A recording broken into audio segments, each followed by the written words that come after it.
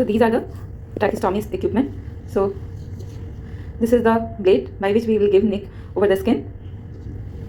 This you can see, this is a 14 gauge needle which over which there is a this is the seat over which, and we have attached with a syringe, 20 ml syringe. This is cell danger technique J-tip guiding wire. This is small dilator by which we dilate the skin subcutaneous tissue and go into the trachea. It has got two things in this. One is guiding catheter. This is guide wire. This is guiding catheter. Okay. So these two can, this guiding catheter and the self-lubricating dilator, this can be put one over another, and then you just go inside. Okay. So this is the thing. So this one. Now I don't have tracheostomy tube basically. So tracheostomy tube and this will be the introducer, tracheostomy tube introducer. So into this tracheostomy tube is attached after lubricating, and this is used for introducing that tracheostomy tube basically. So these are the things. And even before this, you have to give local. Okay. So you can see I have made this. This is you will have a thyroid cartilage below which there will be thyroid membrane, and this is a required cartilage.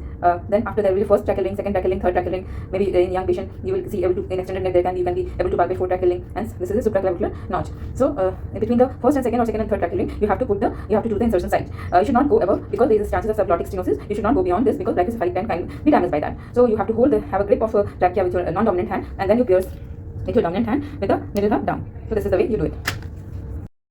So this is how it will look on the patient. So let's talk about how to do percutaneous dilatation tracheostomy. So first you have maintained all the sterile technique. You have painted and with betadine and draped it, whole body draping you have done, and in the extended neck position, and the one person is at the head, and either bronchoscopy can be used. We are not using bronchoscopy, and we need to pull the trachea up to just below the vocal cord. So we see through the direct laryngoscopy, and we do, and it can be done in the best way is to use a bronchoscopy, and you see the lumen, and then you will do it through bronchoscopy. So first you will give lidocaine local anesthesia at the chosen site, that is in between the first and second tracheal ring, or in between the second and third tracheal ring, whatever is the best site according to the patient. Then you make a horizontal nick, a very small horizontal nick, and then with the help of this, this is a 14 gauge needle, and over which this you can see the seat is attached. The hub should be down towards the patient leg. So after stabilizing the trachea with the non-dominant hand, so you go inside. Once you get give away, so you are in the trachea. So now what you do, you try to aspirate. So if air is coming inside the body, air is coming means you are in the trachea only. So now you will take out the this needle, and again you will recheck that okay, the seat has not got misplaced. So if again air is coming, that you are at the right place. Now this J-tip guiding wire you have to introduce in this. So see, once it has gone beyond the seat, it has itself got folded into J shape, so that it doesn't evade the posterior wall of the trachea. So this you can see this white, there is a white mark over this trachea. See, the white mark is there. This guide wire, there is a white mark. So you have to put here only. You have to this white mark should be just above the skin or at the skin. Okay. Now you have to take this out. Okay. Now you will take this seat also out. Now this is a small dilator. So this small dilator will go inside this. So from skin you will just make a rounded twisting motion, and you will go inside. You will go inside. Once you have gone inside, then take this out. Take a gauze piece, so that, because now there is a hole, so air can come, blood can little bit come. So you can just start with that. Now take this out. Now what is this? Just now I have told you it is guiding catheter, over which I have put basically self-lubricating dilator. So this again I will put inside this.